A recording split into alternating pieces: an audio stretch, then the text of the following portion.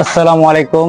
কাছে কিংবা দূরের, গ্রাম কিংবা শহরে, দেশ কিংবা প্রবাসে সবাই কেমন আছেন? আশা করি ভালো আছেন। আপনাদের দয়া আল্লাহর রহমতে ভালো আছি।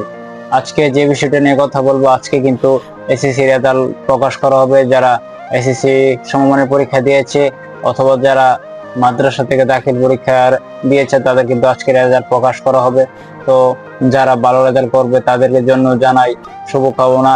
তোমরা যাতে পরিবারের জন্য ভালো কিছু বই আনতে পারো সেই প্রত্যাশা রাখি। এবং যাদের রেজাল্ট কোনো কারণে খারাপ হয়ে যাবে তারা খারাপ চিন্তা ভাবনা না করে তারা সামনে কিভাবে ভালো কিছু করবে তোমরা সেদিকে ফোকাস রাখবে। তোমরা খারাপ চিন্তা ভাবনা করবে না। আসলে এসএসসি পরীক্ষা যে তোমার জীবনে সবকিছু তেমনটা না। অনেকে আছে যে রেজাল্ট খারাপ করে কিন্তু তারা জীবনে অনেক ভালো ভালো কিছু অর্জন করতেছে। আসলে তোমার জন্য এটা হচ্ছে জীবনের প্রথম ধাপ।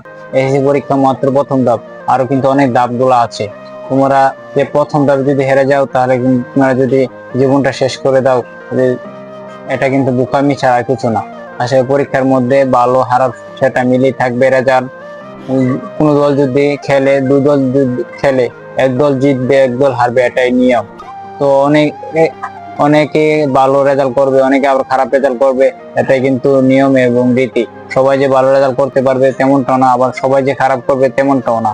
আসলে যারা খারাপ করবে তারা খারাপ চিন্তা না করে তোমার সামনের দিনগুলোতে কিভাবে ভালো করবে, কিভাবে তোমাদের জীবনটাকে অগ্রসর করবে সেদিকে ফোকাস রাখবে। এবং আমি অভিভাবকদেরকে দৃষ্টি আকর্ষণ করে বলছি, আপনারা আপনাদের পরিবারের কেউ যদি এসএসসি পরীক্ষা অথবা দাখিল পরীক্ষা দিয়ে থাকে, তাদের রেজাল্ট যদি কোনো কারণে খারাপ হয়ে যায়, তাদেরকে আপনারা কটূক্তিমূলক বাক্য না শুনে তাদেরকে আপনারা সান্ত্বনামূলক বাক্য কথা শোনাবেন। আসলে তাদেরকে আপনারা সান্ত্বনা দিবেন, তাদেরকে আপনারা পাশে থাকবেন, তাদের সাথে থাকবেন।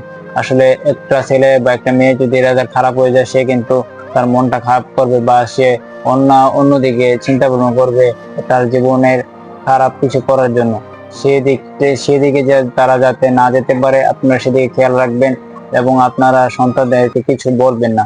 আসলে সে কিভাবে সামনের দিনগুলিতে ভালো কিছু করতে পারবে তাদেরকে সে পরামর্শ দিবেন, সে বুদ্ধি দিবেন। তো সবাই ভালো থাকবেন, সুস্থ থাকবেন, এটাই আমার আপনাদের কাছে বলার ছিল। তো আজকে এ পর্যন্ত। সবাইকে অসংখ্য ধন্যবাদ। আসসালামু আলাইকুম। আবার দেখা হবে কোনো একটি ভিডিওতে।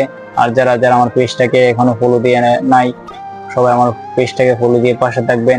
নিত্য নতুন ভিডিও পেতে আমার সাথে থাকবেন। ধন্যবাদ।